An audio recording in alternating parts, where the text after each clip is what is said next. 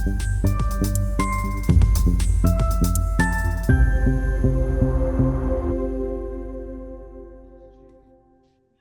ora. Hi, I'm Sandra. I'm one of your connection support officers here at Inclusee. Today we're going to go on a journey around Aotearoa, also commonly known as New Zealand. So let's go on a journey to my place. The history of New Zealand begins in the Middle Ages when humans first arrived in the form of the Polynesian explorer Kupe. New Zealand was the last significant landmass on Earth to be settled by humans, and the following 5 centuries saw the development of what became the Māori culture. The first European to sight the islands was Abel Tasman in 1642, but it was Cook in 1769 that thoroughly mapped the islands, leading the way for the first European settlers in the following decades. So let's delve into a brief history of Aotearoa. New Zealand, that small country in the middle of nowhere that you might not know much about besides Lord of the Rings, rugby and sheep. But just because it's somewhat unknown doesn't mean there isn't a long, rich history, so today I'm going to run over it for you as quick as possible. Let's barrel through some geography real quick. The vast majority of New Zealanders live on either North or South Island, though there are 600 tiny islands surrounding, and a few of those are pretty significant. The South Island is dominated by mountains, namely the Southern Alps, and the North Island is mostly flat, where it sits on a volcanic plateau and has great beaches. New Zealand for a long time had barely any mammals besides those that could get there without land. Instead there were flightless birds. In the predator-free land of New Zealand, flightless birds could flourish. You can sort of tell even at a glance why this was one of the last places to be settled by humans. Unfortunately for these birds and their natural tree life, New Zealand's natural isolation wouldn't save it forever. Eventually Polynesian settlers arrived, bringing with them dogs and other mammals. Introduced predators has made life very hard for New Zealand's native birds, and some have gone extinct while others have been driven to the brink. We don't know exactly when these Polynesian settlers made first contact, although the Great Fleet is said to have arrived in 1380, which is when the settling began in earnest. These Polynesians, called Māori, have close ties to Eastern Polynesian people, but they did develop a distinct culture of arts, crafts, mythology and language. They hunted the native birds but also planted their own imported crops, like the sweet potato. Initially settling just the east coast, where the climate was most forgiving, the Māori would eventually spread across New Zealand, forming their own tribes. Contact with Europeans would be made hundreds of years later, when in 1642 the first known European explorer arrived, Abel Tasman. His contact with the Māori was hardly positive. Probably due to some sort of cultural misunderstanding, his expedition was attacked and 4 of his men killed. This is obviously a bad start to European-Māori relations, but don't worry, it gets much worse. Europeans wouldn't really return until 1769, when James Cook, a British sailor, made 3 voyages into the Pacific Ocean and completed the first circumnavigation of New Zealand. Even today, his map of New Zealand isn't half bad. This greatly paved the way for further colonisation. New Zealand became a hotspot for whaling, sealing and trading. The Māori were extremely eager to get their hands on European technology, partially metal tools and food, but in particular muskets. The importation of muskets would radically shift the balance of power that had been established by the tribal system, quickly launching the musket wars. Suddenly, tribes that didn't have muskets were getting slaughtered by those that did. Metal weaponry is extremely effective against wood and stone. The musket wars lasted 4 decades and saw up to 30,000 people die, and the entire political landscape of New Zealand reshaped. This, coupled with the diseases introduced by Europeans, saw the Māori population plummet to 40% of what it had been pre-contact. February 6, 1840 is sort of where New Zealand begins. Māori and Brits came together to sign a document which created New Zealand as a British sovereign state ruled by a British governor.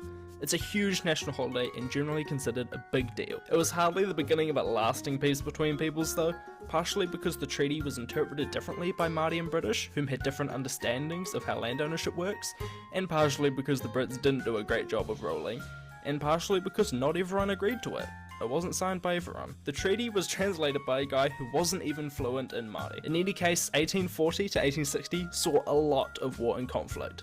More so than before, in fact. Only a few short years after the treaty's signing, tensions were high as some Māori were enraged at their country being stolen from them. Lots of Māori wanted the protection of the British Crown, but wanted to remain in control of the land.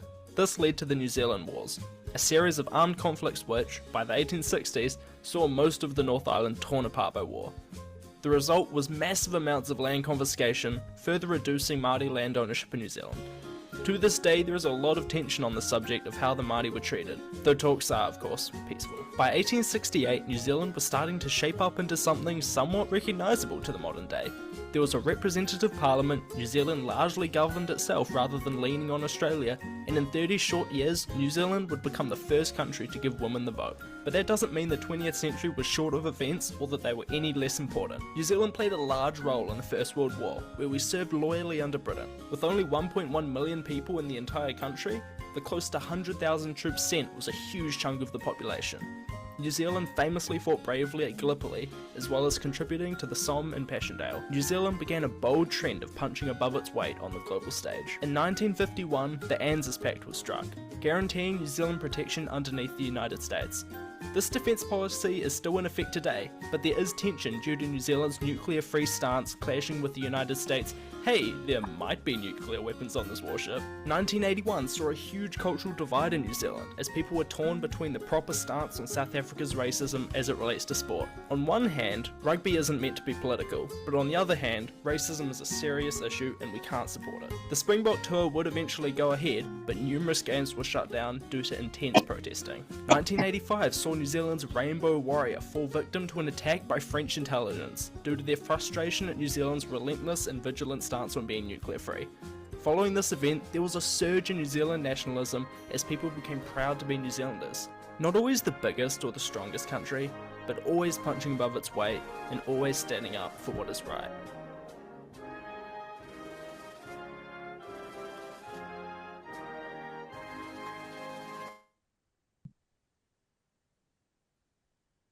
G'day and welcome to the Coromandel Peninsula, my hometown and one of the most beautiful places on earth. I immigrated to Australia from Aotearoa, New Zealand in 1999 with my whānau family.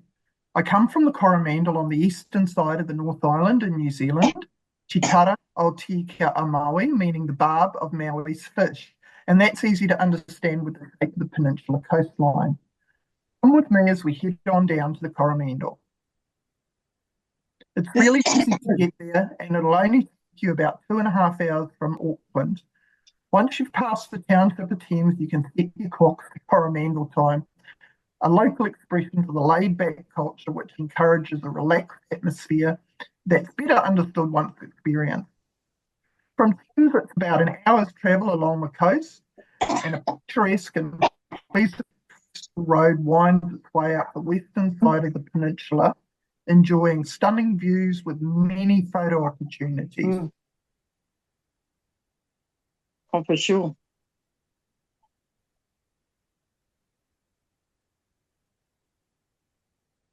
Beautiful. Speaking of the Old Coast Road, growing up on New Zealand's Coromandel Peninsula was true paradise. And this song was written and sung by my beautiful niece Renee Cullen of Ngāti Whātua and Ngāti Tamatara tribes of New Zealand, and produced by Stuart Ebbs, who produced the Elton John, Cliff Richard, and George Harrison, to name a few. So she's in good company. And we are very, very lucky. Renee let us use this footage and was very pleased that our people were going to be watching it today. So this is a song by Sandra's niece.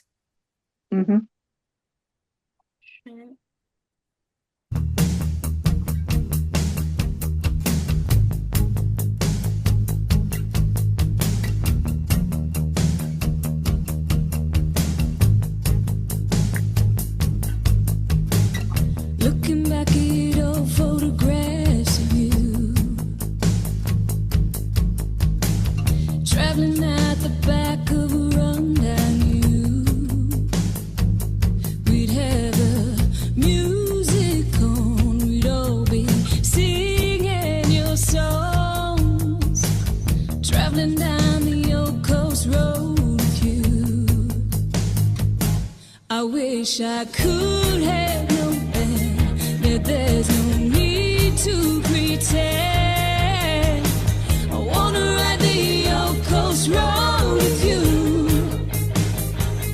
and I remember you where the wind would blow through our hair. We'd be standing up, we'd be shouting out, we'd be having fun in the evening sun. Our childhood days were long, we'd all be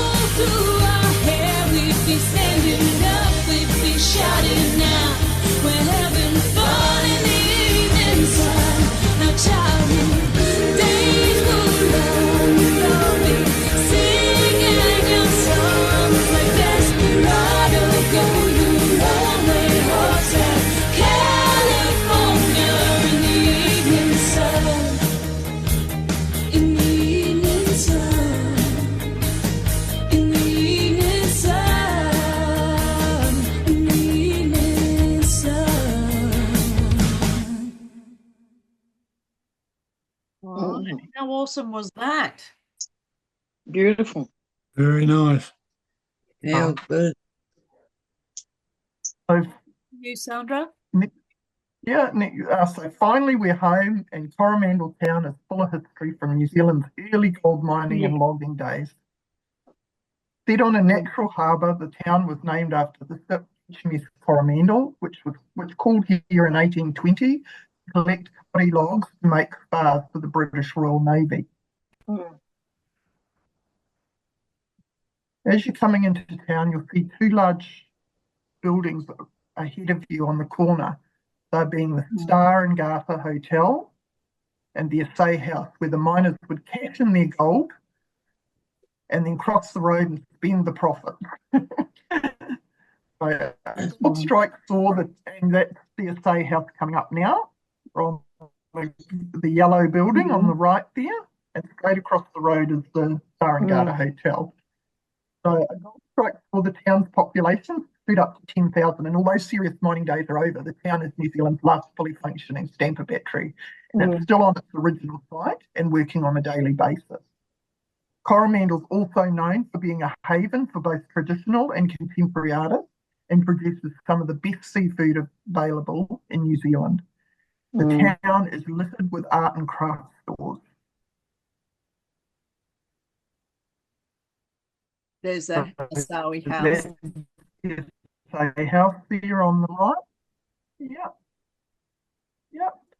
That's where they would go and take their gold and sell it. And directly across the road. So yeah, but it's a sleepy little town, and it's lots of seafood and artists. All right. So speaking of gold miners, both of these photos are of my great-great-great-grandfather, Charles Ring, and he was credited with being the first man to discover gold in New Zealand. One in his handsome youth, and as you can see, good luck running the family. The latter, which is held in the Alexander Turnbull Library in New Zealand, and that was taken in 1901. Charles Ring discovered gold in Dryden Creek, Coromandel, 172 years ago yesterday, and that on the 15th of October, 1852, and a plaque still stands today marking the area he located it. Okay, and the town of Coromandel to this day remains littered with gold mines in the hills above the town, and many a fun time was spent exploring as kids, but not so sure I'd do this now. So let's take a look inside.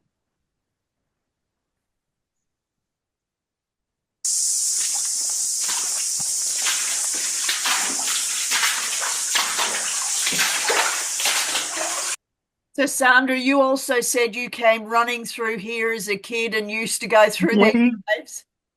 We did. We used to spend a lot of time running around up there as kids and having an absolute ball. Not like I say, these days I probably realised that how unsafe some of the mines actually we've got are end to end, so you can come out the other side. So,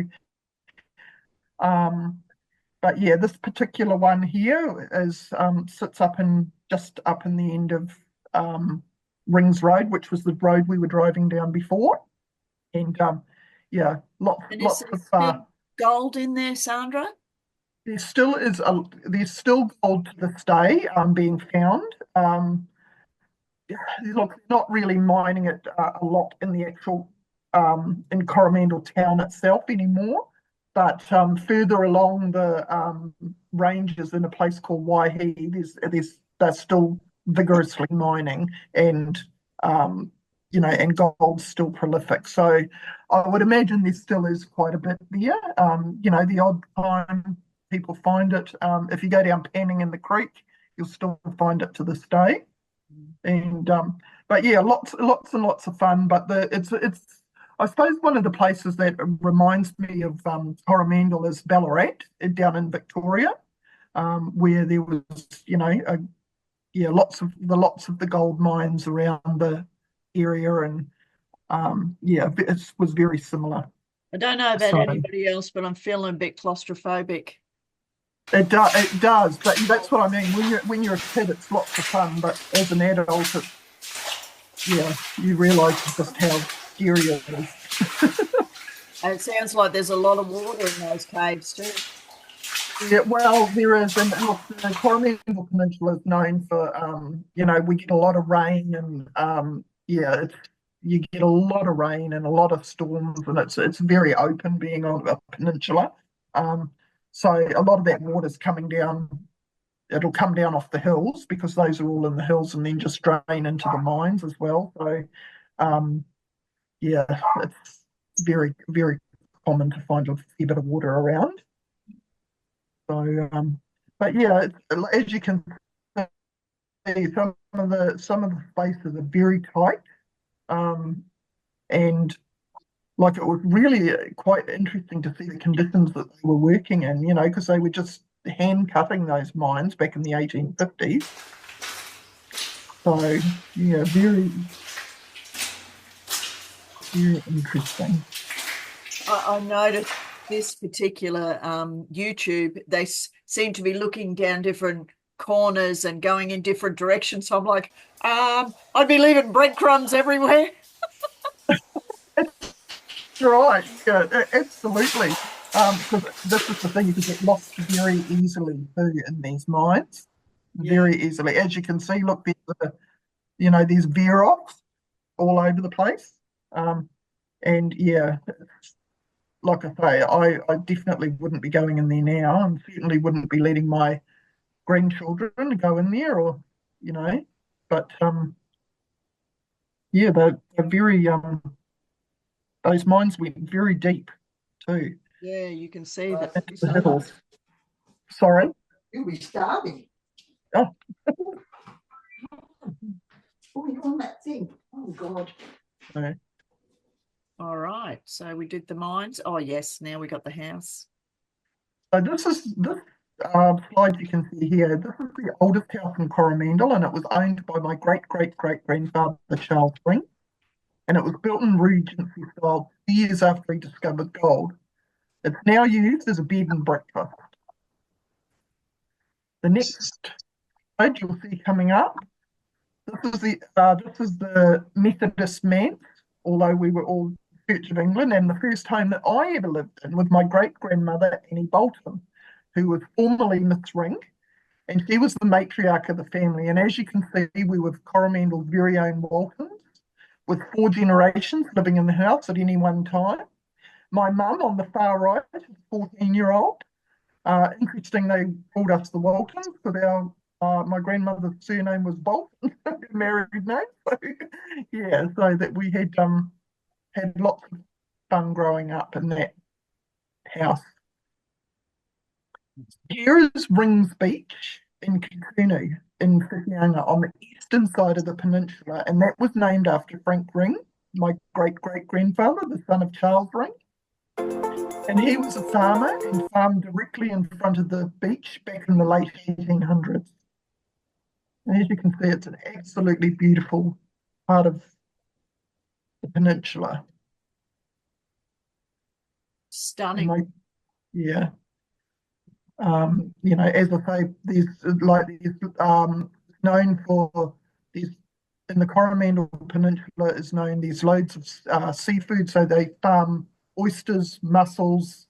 The crayfish are probably around about 4 times bigger than what you'd see here in the shops, so they're absolutely huge. One crayfish should feed probably 4 people. They are humongous. But yeah, a huge fishing community. Fishing and farming are the current sort of where the money's coming in sites. through there. Yeah, that's where the money comes from. Yeah. So in terms of the farming, it's mostly dairy farming and dry stock farming, which is where they're rearing for beef to eat. And yeah, all those hills to this day are still littered with mine shafts everywhere. So, again, you must always be careful and mindful when you're trekking through the bushes. but it's absolutely, as you can see, beautiful white sands along there. Oh, you were saying that you would get pippies too. Right, I was just about to say that there's also in that same area a beach down is called Hot Water Beach. And as children, we'd go and get pippies, and even to this day, you can go and get pippies, which are like little cockles, and you dig a hole in the hot water beach, and it gets hot water, and it's just enough to steam them open. So we'd sit on the beach, put our pippies dig a hole in the hot water beach, put the pippies in there, and let them steam open, and then we'd sit there and have a little feast. So yeah, the hot water's it's obviously New Zealand is sitting on the fault line, so there's lots of geothermal areas, and that hot water's coming up from a geothermal spring somewhere underneath. But yeah, you do need to be a bit careful down there. But it's all black sand, and that's the only thing that I don't really like about it. But it's absolute fun if you're collecting your seafood and having a little cookout on the beach. Straight on the beach. You're straight from the water to your mouth. Right. How awesome It was that? great fun. Yeah, it was great fun. So yeah, absolutely, stunning part of the peninsula there. And your So, as you- grandfather, and so you lived here as well with your grandparents. No, I lived in Coromandel, but my great grandparents lived. That's where they farmed. So, but it's just such a beautiful part of the Coromandel. It's worthwhile showing everyone. All right, back to you again, Sandra. No worries. So the Māori culture is an important part of our country's history, and haka are a variety of ceremonial dances in Māori culture. It's a performance art, and haka are often performed by a group with vigorous movements, with stamping of the feet, with rhythmically a shouted accompaniment. Haka have been traditionally performed by both men and women for a variety of special functions within Māori culture.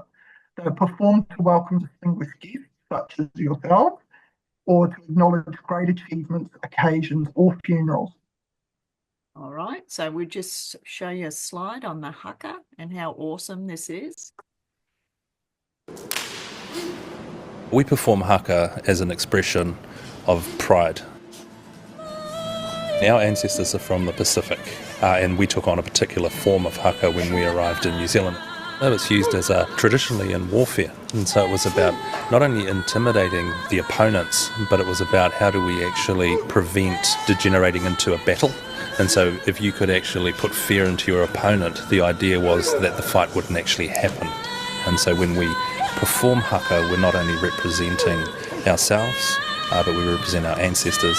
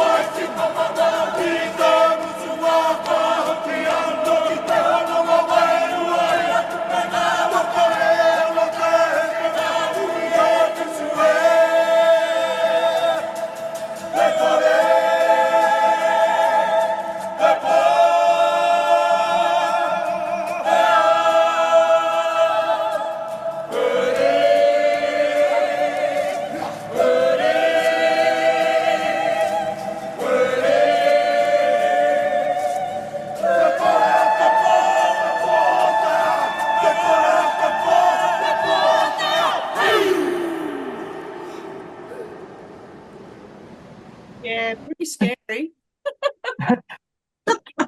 Note the tin pieces that you see on the women are called mokokoe, and they are unique. You will never see two the same. Likewise, the tattoos on the gentlemen, they're called tamoko, And basically the tattoos actually are a story of their culture and background. So they will represent their family, their tribes, where they come from. So each one is specific and unique to the person wearing it. You will never see two the same. And one of the questions that came up for me in a previous session was around the musical instruments. So clearly they didn't have guitar back in the olden days, but they did use excuse me, they did use what's called the conch, which was the shell, and also like a trumpet made out of the bones, and the little white balls you see on the ladies' skirts, they're called poi, and when they will move them around like this, they make a noise. So that was their musical instruments, I guess, back originally before guitars were brought to the country. Sandra, I might just take that back to just show that again, so that sure. Everybody can see what you're talking about when you talk about the tattoos and stuff. Sure.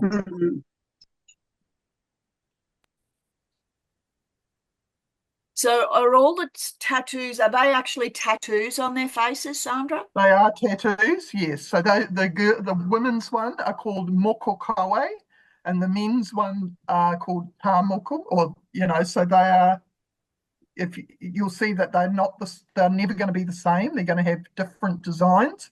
They might look the same from a distance, but they'll have very specific intricacies to them. Usually, I mean, women can have them at any age, but yeah, you can't just sort of go and just have one.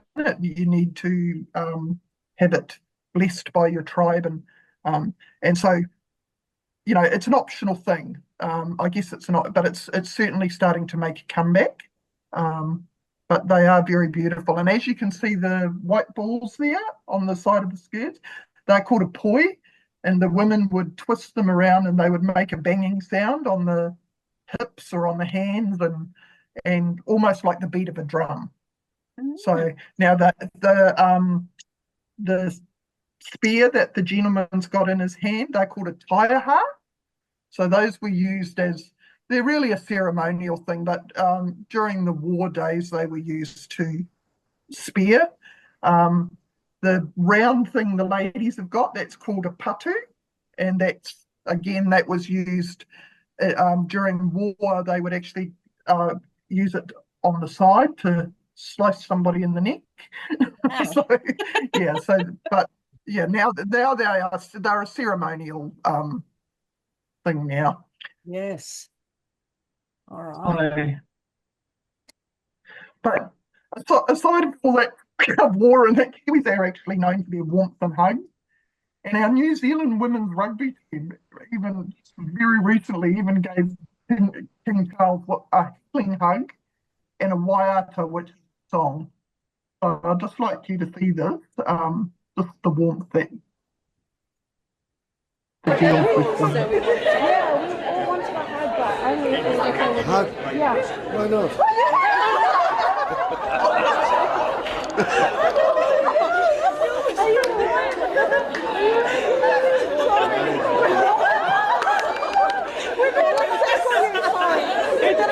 We didn't mean to tackle you like that. Not too bad, but Nice to meet you. What position did you play? I was never to lips.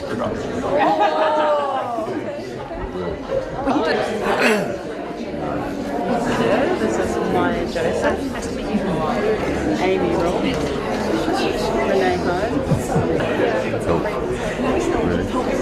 Bell's courts for them. So when do you think you will be able to? Yes. Everyone? No. Everyone here? Yeah.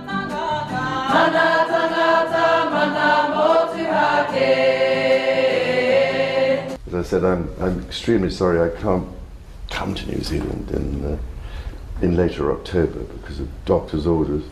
But I hope there'll be another excuse before too long.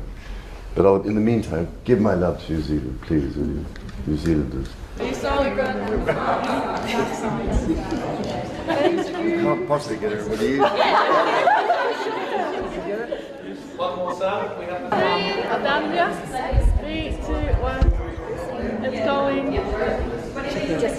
Did you get it, Mike? Did you get it? Everyone. Yeah. So As you can see, they're a bit cheeky. yes. And he was very comfortable with the hugs, not so much with the selfies. No, exactly.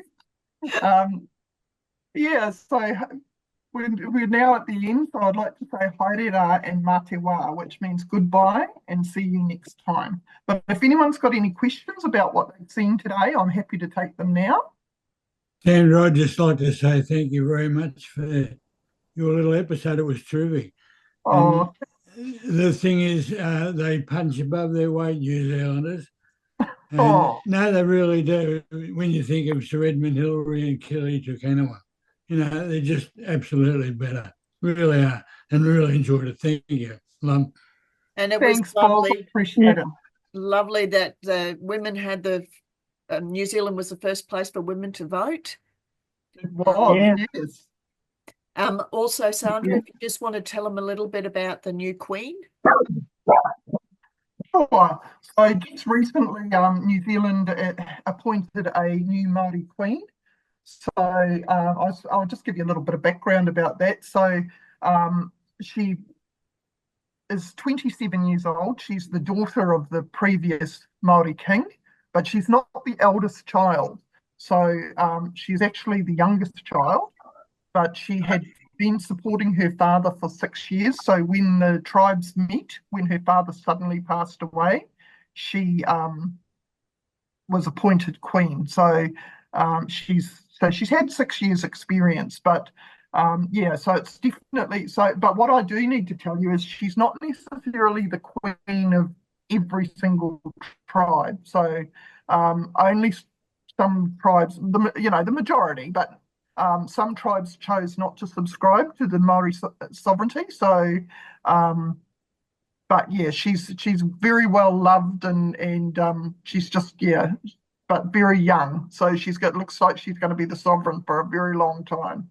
So that's pretty exciting. Pretty exciting that that there's somebody with some new ideas about how things will be going forward. I wasn't even aware that they had a sovereignty like that. That's quite fascinating. Yeah. So So, but she's very young girl. What's her name? Her name is Winia Kono. I will just confirm that for you. So I don't want to give anybody any incorrect information. So I will. And what kind of power does the sovereign have?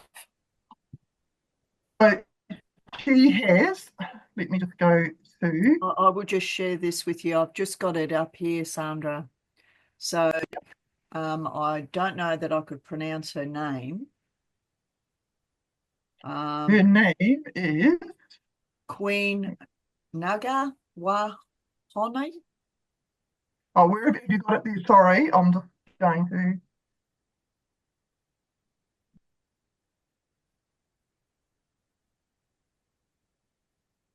I'm just looking at what you've got there. Sorry. Did you want me to? Sorry, I'll share that again. Yeah, are you able to share that? Or otherwise I can.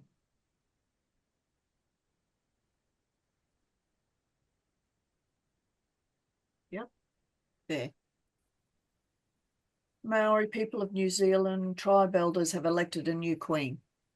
Yep, and her name is Ngāwaihono Te Poke. Well done. And she's 27 years of age. Yep, she's the daughter of the late King Kuheitia Paki, who passed away in August.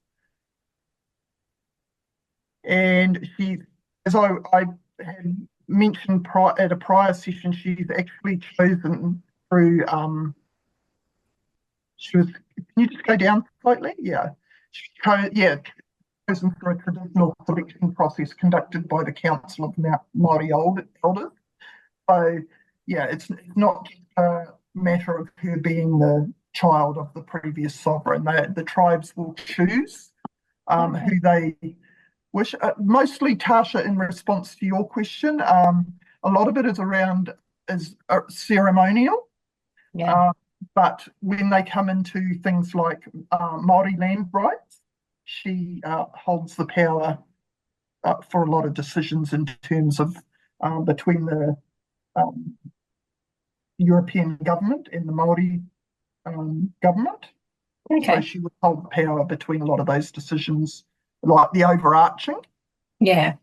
Yeah, but as I said, she's not necessarily the queen of every single tribe, because there Yeah. are tribes that have chosen not to participate. But similar to, previous Commonwealth countries that have chosen not to have become republicans, not to be part of the Commonwealth. Yeah. Right. Yeah. So very similar situation. So, but look, she's got a long and healthy reign ahead of her, with all things being She's probably equal. one of the, since Queen Elizabeth, we haven't had a young monarch like that. No. No. And as you can see, she proudly wears the mokokawe already on her chin, which is, like I say, it's quite unusual for a young woman to have it, but they are making a comeback. But in her case, it would be highly likely that she would have one. Yeah. Due to her family ties with her king. Yeah. Her dad. So has anybody else got any questions or burning? No, just wanted to say thanks for sharing as well. Yeah. Born in New Zealand, but I didn't grow up a lot with the culture and things like that. So I absolutely love getting to hear a bit more about where I'm from. I still have a New Zealand passport, so it's always nice to hear more about it. And I have never been to Coromandel, so it's on my list for next time I'm over seeing my grandparents. Fantastic. And it's a visit well worth making, Kate. So yeah, it's a beautiful country and so diverse. We spent 2 weeks between the North and the South Island. We drove 5,000 kilometres in 2 weeks and saw so much. And it's well worth staying in Rotorua, even if it's just overnight, for that sulphur smell that comes in under the door at 2 a.m. Get used to it so quickly, though. You really do, surprisingly. You do. Because my cousin was about 45 minutes away from there, and I spent 2 nights staying in Rotorua, and she would come in and see me. And the second day, we left the town and we came back, and I was like, oh, I forgot about the smell because I was so used to it being there. You do, after probably about 24 hours of being there. I've got a brother that actually lives there, and if I go to visit, the first sort of 12 hours, it's like, the eyes are watering, but after, you get used to it, because, again, you've got those sulphur pools, the hot pools, because, as I say, it's sitting on the whole area is pretty much geothermal. So, and New Zealand sits right on the fault line, so there's a lot of earthquake activity and, a lot of springs popping up everywhere, and, so that's kind of to be expected. Little earthquakes going on all the time. So if you're sort of standing out on the street and you start feeling like you're a bit, woozy, it's quite often it can be just a very small earthquake. I lived in New Zealand for a while, and I was a preschool teacher at the time. And when I first got there, I was so used to over here, you had to do fire drills with the kids all the time and teach them how to, but over there they do earthquake drills with the kids. They do, because they're quite no cold. Fire drills. Obviously, you don't have much fire, I guess. It's too cold, Tash. It's too cold. And that's the thing. Like the New Zealand climate is, like in the summer it is lovely, but in the winters brutally cold, because we're quite close to the Antarctic. And one of the things that they were saying, that when the Māoris first came from Hawaii, which is where they originally came from, they sailed down and they talked about these barren white rocks, but what they were actually talking about was the Antarctic. as the stories came down, because they sailed right down underneath Stewart Island, which is the last island in New Zealand, and it's on a clear day you can actually see across to the Antarctic. So so it's a very diverse temperature there. You can be one day it can be stinking hot, and the next day you can be wrapped up in your winter woolies, and that's just life in New Zealand, because it doesn't matter where you are, you're never probably more than an hour from a coastal area, so you've got those winds blowing at you from both sides constantly, and it's isolated too, so you get a lot of that Arctic blast as well. And I think you would have known that, based where you were living. I lived in Wellington, so it's called Windy Wellington for a reason. And that's a lot of that is from the Arctic blast too. They all joke that, because I lived there for a year, and by the end you had the Wellington stoop where you walked over a 45-degree angle into the wind. I lived at Littleton for a while. Oh, did you? It was cold there. Yeah. It would have been really cold there as well. But I'm from Tasmania. So you're used to it. Once we got to Australia, we settled in Tasmania. It's very, very similar. Yes, very similar to the south. That's what I hear. I heard that Tasmania is almost like, very similar in the terrain, the landscape. And highly likely that that's probably where New Zealand broke away from originally. It may have done, or Tasmania may have broken away from there, because they're so similar. The mountain areas, with the bushland, there's a lot of moss, and tree ferns and things, and man ferns. Very, very similar. Yeah, and I think the temperature is the same from all accounts. Tasmania's on my bucket list, Bev. So, take a really good camera. Really? Yeah. Because there's some amazing sights everywhere. That's the thing. You just don't get far, and there's another photo you need to take. So, but it's like only a bit over 2 hours from one end to the other, but it takes, you see so much, and you don't travel very far in a day, because you're seeing so much that you've got to stop and look at. That's the hard thing in Tassie. Same as South New Zealand. Everything's there, and you just see everything. There's so many beautiful spots to look at. So and as I say, like this. I mean, I've sort of really talked about one place in New Zealand, but there's so many beautiful places. There's there's the Bay of Plenty, Rotorua. There's Gisborne, far north. One of the other places that, I suppose it's like the Gold Coast of New Zealand, and that's down in Queenstown, where all the tourists go there. So, so there's lots, Wellington Museum, Te Papa, that's just, I think the Bay of Plenty, correct me if I'm wrong, Bay of Plenty, they cooked a fish in the sand in foil with lemon. Oh, really? Yeah. I was on a tour. I was on a cruise thing. Right. And they went ashore and they cooked these fish in the sand. Because the sand was warm? Yeah, well, it's very similar to what we would do at Hot Water Beach over in Whitianga. And we just because of the water's very hot. And the geothermal activity. There's none of that in Tasmania. Did anybody else that good bit must have broke off. Did anybody else have any other questions? Or No, I just wanted to say I come from Gisborne. Oh, lovely. My grandparents are from Gisborne, so there you go. And that's a nice place too. Nice place in the world. Yeah. All right. Thank you so much, Sandra. Really appreciate you doing this for us this week. It's been awesome as part of our Get Online week, which is lovely. And thank you so much, everyone, for joining us today. Much appreciated. And we'll see you. Thank you. Enjoyed it very much. Thank you, everybody. Bye. Bye.